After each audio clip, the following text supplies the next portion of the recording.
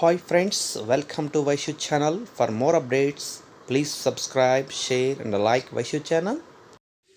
ప్రభుత్వంపై పోరుబాటలో టీచర్లు 23న ఇందిరా పార్కులో మహాధర్నా. యూఎస్పీసీ ఉపాధ్యాయుల విశ్వాసాన్ని సర్కారు కోల్పోయింది. ముఖ్యమంత్రిని కలిసే అవకాశం ఏది? టీచర్ సంఘాలు ఉపాధ్యాయ విద్యారంగ సమస్యలను పరిష్కరించాలన్న ప్రధాన డిమాండ్తో రాష్ట్రంలో టీచర్లు ప్రభుత్వంపై పోరుకు సిద్ధమయ్యారు. 16 సంఘాలు గల ఉపాధ్యాయ సంఘాల పోరాట కమిటీ యూఎస్పీసీ ఈ నెల 23న చలో హైదరాబాద్కు పిలుపునిచ్చింది. ఇందిరా పార్కులో మహాధర్నా నిర్వహించనున్నట్టు యూఎస్పీసీ స్టీరింగ్ కమిటీ సభ్యుడు చావా రవి తెలిపారు.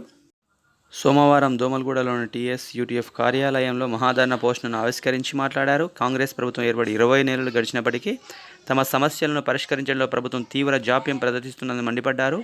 15 రోజుల్లో డిఏలు విడుదల చేస్తామని, నెల రోజుల్లో పెండింగ్ బిల్లులు, 6 నెలల్లో పీఆర్సీ, హెల్త్ కార్డులు ఇస్తామని, సిపిఎస్ను రద్దు చేస్తామని ఎన్నికలప్పుడు హామీలు ఇచ్చి అన్నింటినీ విస్మరించిందని ఆరోపించారు.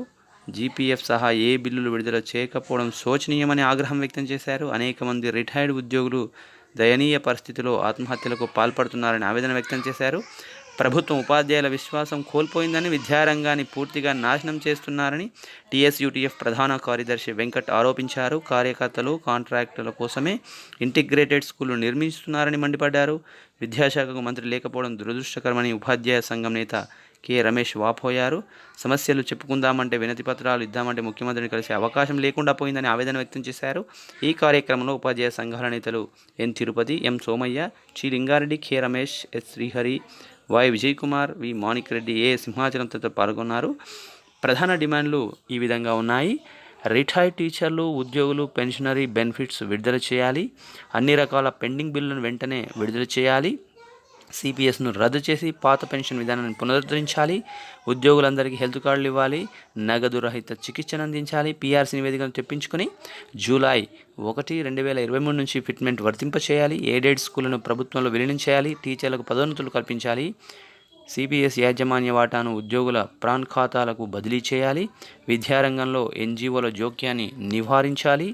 మోడల్ స్కూల్, గురుకుల టీచర్లకు 0-1-0 పద్ధతుల ద్వారా వేతనాలు చెల్లించాలి. టీచర్ల ఏకీకృత సర్వీసులు రూపొందించి అన్ని రకాల పోస్టులను శాశ్వత నియామకాలు చేపట్టాలి. Thanks for watching this video. For more updates, please subscribe, share and like Vaishu channel. Thanks for watching this video.